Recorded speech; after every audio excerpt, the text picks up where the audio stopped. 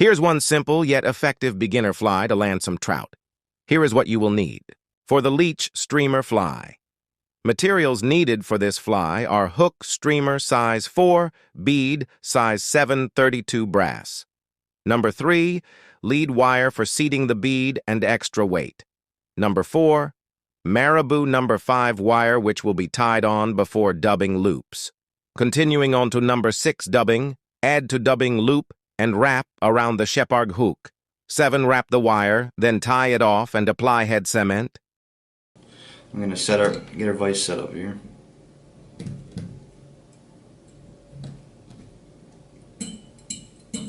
Test that. Nice and tight. Alright, that's the beginning. Easy enough. Then we got lead wrap. Don't eat this, don't lick it. Bad for you. So the lead wraps are used for just kind of seating this bead down. I'm gonna do, this stuff's old. So restart that.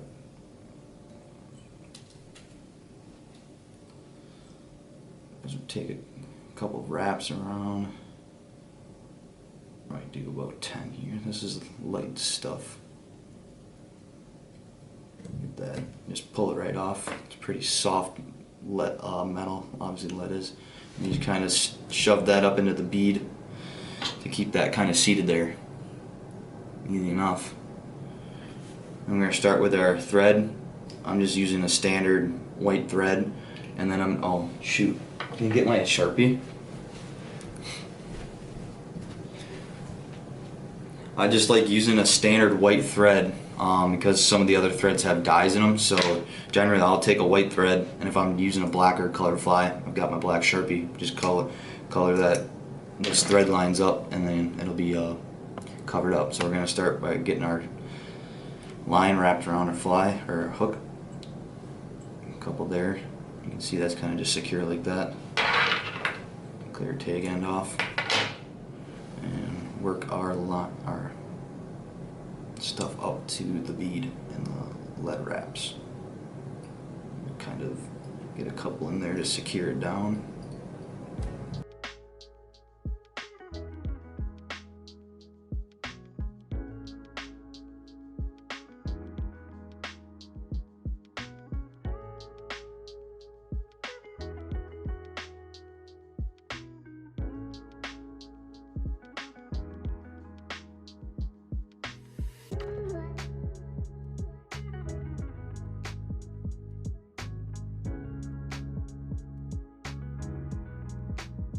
So I'm going to do our first step then, first real step. We've got our Marabou.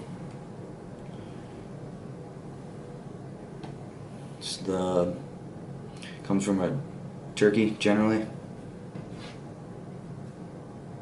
chicken.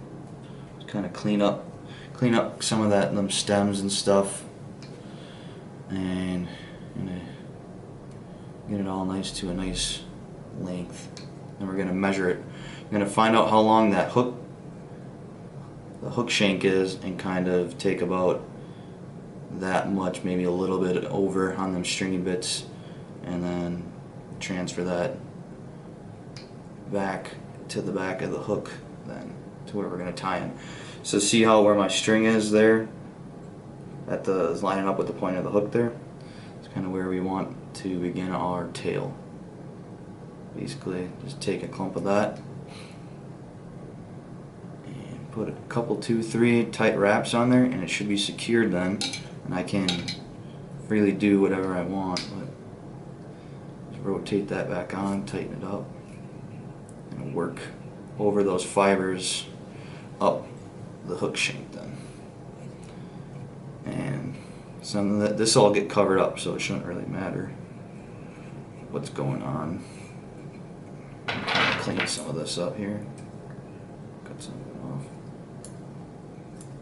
off. And just bind it all back down, get it all nice and tight on there. Pull it off. It's real light, malleable stuff, so good for flowing in the water, but it'll also break up real easily generally when you get a fish with teeth on it. Well, that's the first part. We're going to take our lead wire, or not our copper wire, take a piece, and generally this may make it a fly or two. If you take about 3-4 inches, and then just kind of, if you just twist it, it'll end up breaking. It's not real heavy stuff. It's malleable. Wrap around your fly, or your hook of your fly. To anchor that down, you're just going to put that on the top of the fly. We're going to line up thread up a little ways, and just anchor that down, and work our way back on top of it, so that it is secured then on top of the fly. Because this eventually will get wrapped back around the fly up towards the head of the fly to bind everything down, all the dub down, so it doesn't get ripped out as easily, because that's also a fairly soft material. Clean up some of the bits. So there you go. Just kind of get that off out of the way. And we're going to start with our dubbing loop.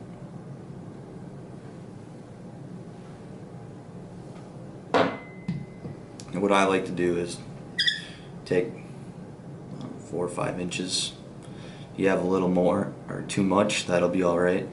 And what I do is I take that loop, bring it up onto the fly where I had meet it up where it was coming off the fly, and wrap around once, twice, and then I'll go around my loop to make a little bit of a wrap there, and then that should be pretty well binded. And you can see that you can kind of let it loose. Obviously I won't let it go because that can get kind of wonky, but that's how we're doing it. So basically thread your shepherd's hook back in there and kind of create an opening, and that's where I'm going to take the dubbing that I have. This is a mix of ice dub and some, I think some goat fur, honestly. that I little secret mix that I made myself here, but any long fiber dubbing will do. Some flash in there is good, but that's going to be really the body of this leech. It's going to be real nice and fully once we get it on there. So basically you're just taking clumps at a time, set it down, and just kind of feeding it on. But basically we're just going to fill this up, and important thing to note is build somewhat of a taper to this material, which means you kind of want to start light at the back end and get a little thicker as you're getting towards the head, as a lot of different I guess animals, critters in the water have a teardrop shape to them, so meaning they've got a thicker head and a thinner tail. So it's kind of how you want to build out this dubbing loop.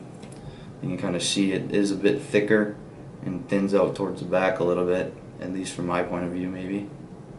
But we can always fix that up with a little bit of combing in a bit here. So we're going to start by doing a little bit of spinning here, the dubbing loop, and we're going to get that loop spun up. So just kind of let go of that, and you'll get your dubbing loop started there.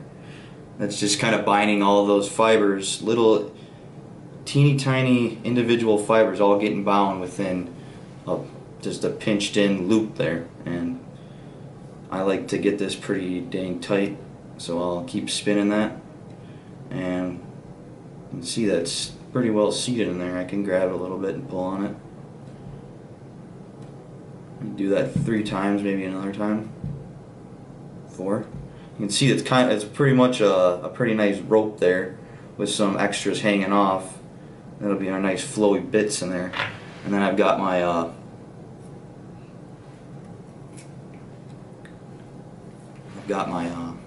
do you call this, Dylan? Brush comb. Got a brush comb. Got some synthetic fibers in there, and I'm just gonna kind of work this bad boy out a little bit.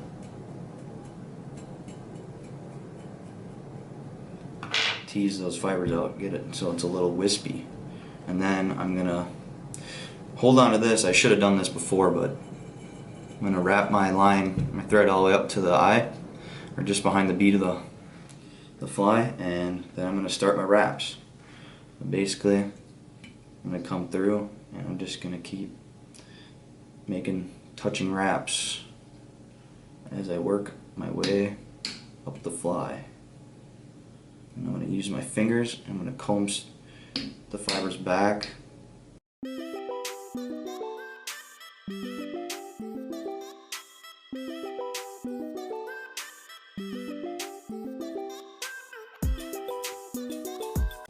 And there, you can see, as we get to the head of the fly, you can kind of see that taper of the body. There's a little bit more material towards the head, and then it's a little bit lighter in the back. That's kind of how you want to end up.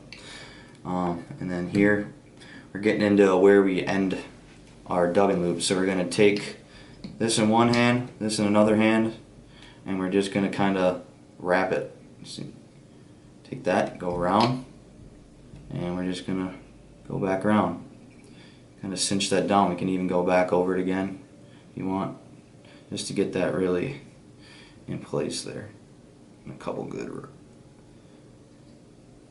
tight wraps around that. And then we'll take this, pull your stuff up, your material up, and cut like that so that you don't end up nicking your line.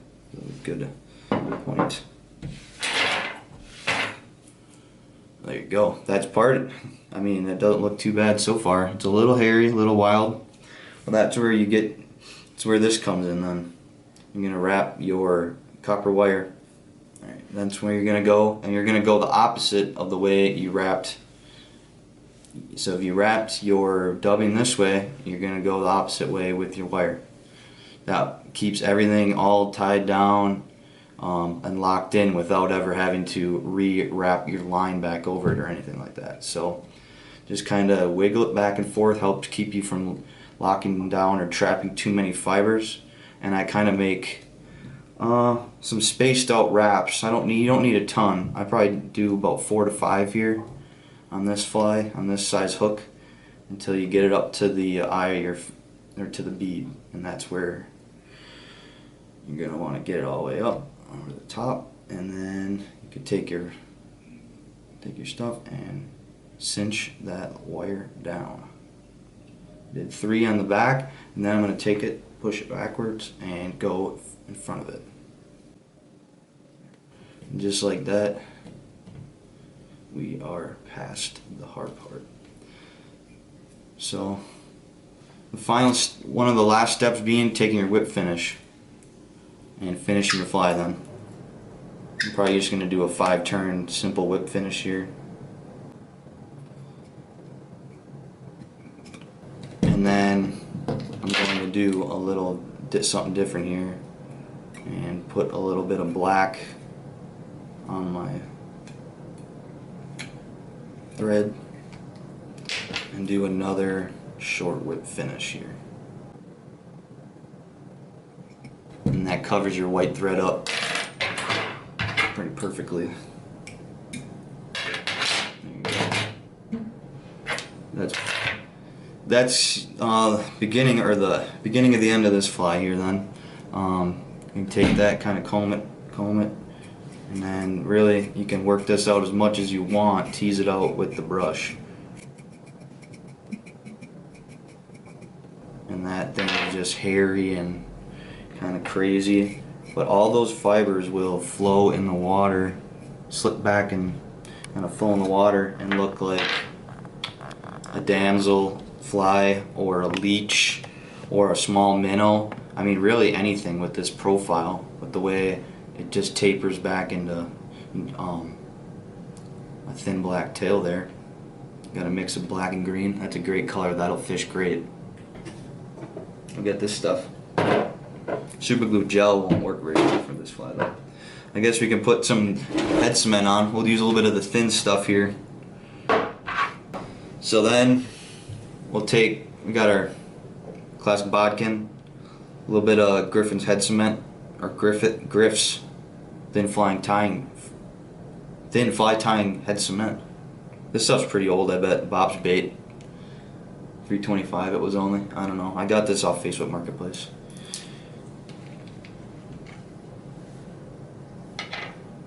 Definitely is still working, I think, though. So you just need a little bit there, and bam. And there's your fly.